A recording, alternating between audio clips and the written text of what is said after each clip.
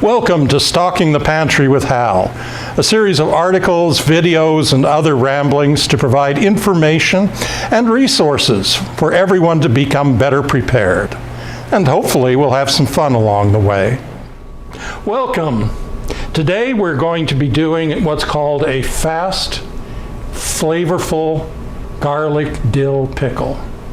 Sometimes it's referred to as a kosher dill, and it's an example of one of the quick pickles, which means that it's not fermented, but the acidic environment that preserves the pickles is coming from vinegar that we add to it.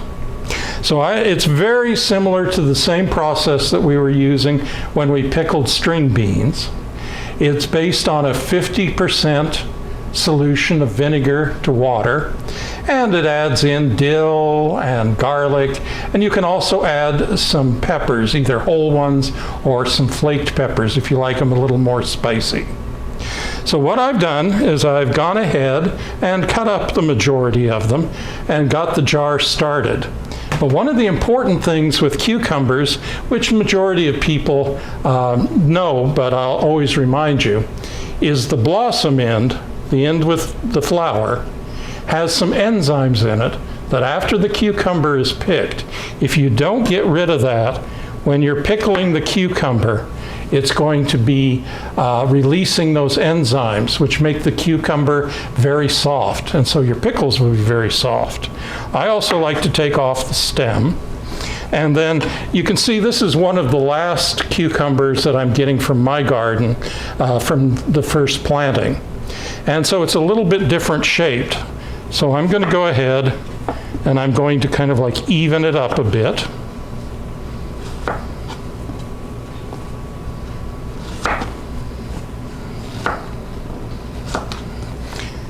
And then cut it. And we go ahead when it's about to this point in the jar, you want to be able to get your dill in. This is the remaining dill out of my garden. And some garlic. And the recipe calls for 1 clove of garlic, but as I've mentioned before, I love garlic, had no problems with vampires. And we're looking to have a 1/2 inch of headroom. So we have lots of different diagrams in the past, and that you can look up if you like. But usually on these jars, just below this center rim that it screws down on is a good way of estimating the 1/2 inch headroom. So I'm going to go ahead then and pack in some more cucumber slices.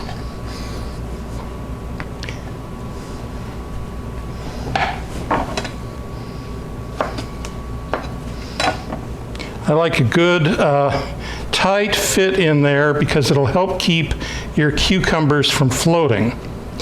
Because as all of them heat, there's a tendency for the water to move out of the surface area and the air to cause the cucumbers to float up to the top.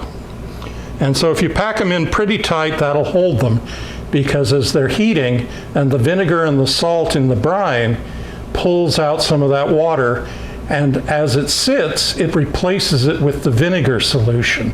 Osmosis draws it back in and out. And so I've had some of that 50-50 solution, that brine, heating on the stove, and I'll go get it and we'll fill the jars.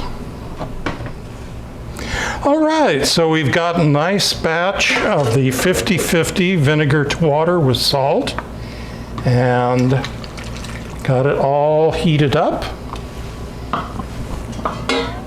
And the thing I like about these, and then when you're working with wide mouth jars, is you really don't need to use the funnel all the time, which allows you to see that you're filling up to that 1/2 inch. Then, of course, we want to be sure, wipe the edge down well, just in case there's any particles there. And we have preheated the water here. And you want just a few seconds to soften up. This will be a good time to talk about after things are canned, because I forgot to grab the ring to go with this, so we'll borrow this one. But when things are properly set, when it's been 12 to 24 hours, they're completely sealed, it's best to store your pickles or any other, especially acidic product, with the rings off. Now, it's the lids and the vacuum that are what seal it. The ring is just to protect it if you're transporting it. All right, so we've got that in there. The rubber on the rings, on the lids I mean, has had a chance to set up. We put that on and then finger tighten, not crank it hard, but just enough, that's warm, to hold it. And then we place it back, water bath canner with about an inch of water, inch to 2 inches of water above it. And then we're going to go ahead and turn it on and let it, when it comes up to a full boil, it boils for about 10 minutes. Then it sits for 5 minutes with the heat off, and then we can take it out and set it for overnight storage.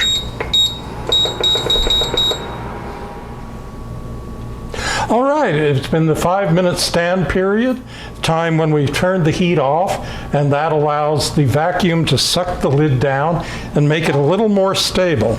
Now, not stable enough that you can like carry these around, take them home, anything like that quite yet. They need to sit 12 to 24 hours to be fully cooled. But let's see if I can turn that slightly. You can see everything that's in there.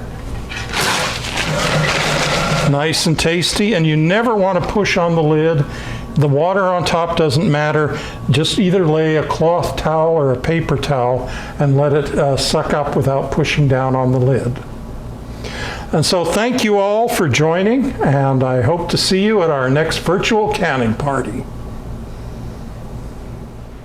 Thank you for spending some time with us as we explore preserving food at home. If you'd like more information about the Center for Food Preservation Arts, visit our website at preservefoods.blogspot.com. You can also find more videos on our YouTube channel, and please like us on Facebook.